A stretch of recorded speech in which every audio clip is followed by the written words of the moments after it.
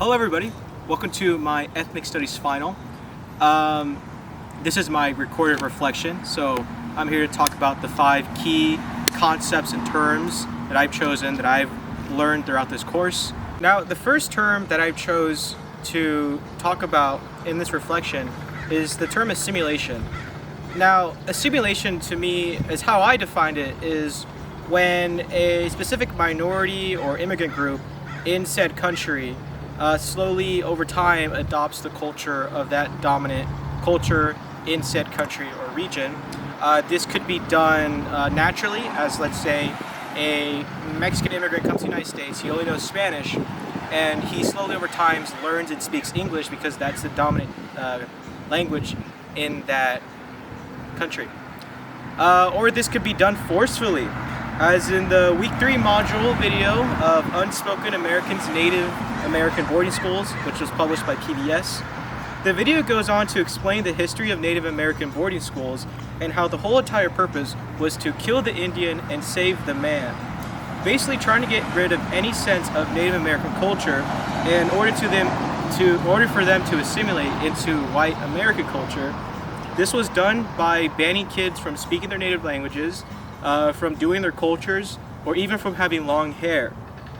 And assimilation is such an interesting topic to me because you have people who also willingly try to assimilate in order to grant themselves a higher class status. We saw this in the early 20th century with white ethnic groups, a lot of Irish Americans, German Americans, Italian Americans, who were not seen as white enough by the American white ruling class.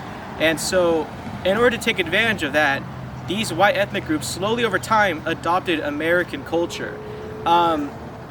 And that kind of goes into more of also white privilege, because since they were white, it was more easier for them to assimilate into American culture, as for someone who's black or African American whose family has lived in the country for generations, but can't grant themselves that higher class status simply because of their skin color. They'll never be seen as white enough or American enough, especially back in the 20th century. Now, for the second topic that I wrote down is the model minority myth. And when I first heard about the model minority myth, I was kind of thinking and just wondering, like, okay, so the stereotypes for Asian Americans is that they're rich and successful. How is that a bad stereotype? Isn't that supposed to be positive? But when I looked more into this topic, you kind of dig deeper and you kind of realize that even positive stereotypes can be negative. So now the way that makes this stereotype negative is a lot of factors. And one factor we'll talk about is in the Week 4 module video of why do we call Asian Americans the model minority by AJ+. In the 547 mark, they state that while yes, Asian Americans do make more on average than other groups, including white Americans, the problem is that it lumps all Asian American groups as one. And so you often ignore groups like Korean Americans that statistically make way less than Chinese Americans, which do make a lot more. And another issue that these statistics also do ignore is they do ignore undocumented Asian American groups, and it also makes it a lot harder for some of the more struggling Asian Americans who are struggling financially, and they don't want to find help because they want to meet those kind of stereotypes, and that's what makes it real negative. And the one last issue about the model minority myth that I'll talk about is that a lot of people pull these statistics up and they say, look guys, Asian Americans make more on average, even more than white people, and that they are more successful. So racism is not a thing in this country, guys. It's just other minority groups do not want to pull themselves by the bootstraps, and they're just lazy. When these people just ignore the history of why that statistic is the way that it is. Alright, so I've learned a lot from this specific topic because it really perpetuated this idea is that even, as I said earlier, is that even positive stereotypes can often be negative and have harmful consequences that people are not willing to admit. Now for our third topic, which is redlining. Redlining was a core way in order to oppress minority groups in order for them to not own homes and build wealth. The government made maps, these color-coded maps, which deemed certain neighborhoods more risky than others. and banks would use these maps whether or not to give certain people loans or mortgages. Obviously, since this was back in the mid-20th century, a lot of people who did live in these more risky neighborhoods were often minority groups. This led to denying loans and mortgages to people who lived in these areas. And the people who lived in these areas were, again, mostly minority populations, since they live in these risky red color-coded neighborhoods. Now, redlining was done all over the country, and not just the South, as where we think that that's where a lot of these racial issues really ran. And it was even done in San Diego, as seen as Week 3 module, where it shows on the KPBS article on redlining in San Diego. And they even provided a map to us on what areas were which. The impact that this had, to my understanding, on this topic and on this course in general, was to show that these issues ran rampant everywhere, and not just in the South where we think of Jim Crow laws and all those kind of things. It was everywhere. And it just shows how now these issues still run deep, are still deep rooted in our society even today in modern times. Now for the fourth topic, we have settler colonialism. And settler colonialism has been happening all around the world for centuries.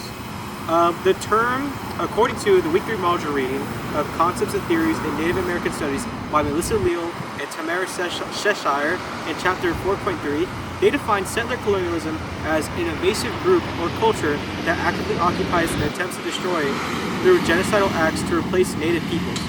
Another interesting tidbit is how settler colonialism and standard colonialism are also different in how they colonize. Standard colonialism is colonizing by resource extraction, while settler colonialism specializes with the intent of staying to either replace the people or oppress the native people that had already been living there before the colonizers. We can use overseas examples like in South Africa, one of the most racially polarized countries in the world, due to settler colonialism by the Dutch and British. Despite the native population being more than 80%, while there has been displacement to the native population since the mid-1600s, it wasn't until the early to late 20th century where they weren't allowed to vote in national elections. They were segregated and often faced violent oppression. We could even make the argument that the whole United States was built off of settler colonialism due to the displacement and colonization of the Native Americans. I've learned a lot from this term, as I was surprised to know that colonialism isn't just one umbrella term, and how there are different kinds of colonialism that can take place. Our last topic, or our last term here in this recorded reflection, is a topic that I was never really familiar about because I'm not really a part of that community in which this term is from. So hence, I was never really much aware about it. However, learning about it, I realized the importance of this term, Afrofuturism. Afrofuturism is a term birthed by science fiction in which it imagines a future for black people in which they can prosper and thrive in the name of black liberation. It puts total emphasis on science and technology through a black cultural lens. The biggest example of Afrofuturism in media that even most people have heard of is the movie Black Panther, due to its showcase of a technologically advanced African society that was never colonized.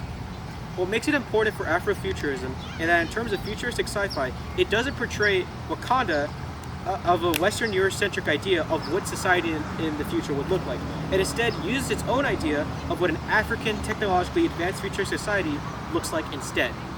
What really made me learn a lot about this topic was just learning how there is a whole term for what the future would look like, not only for as a Eurocentrist idea, but also a future for what African society would look like as well.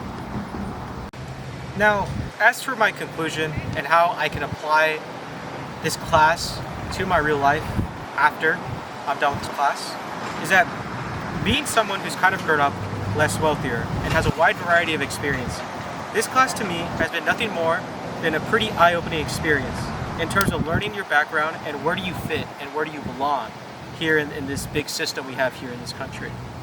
Not only that, but learning the history of how marginalized communities were treated. Also hearing the debate on maybe the real divide now in American society, or society in general, is based more on class rather than race, which I think is a real interesting and nuanced topic that I'll keep thinking about even beyond this class.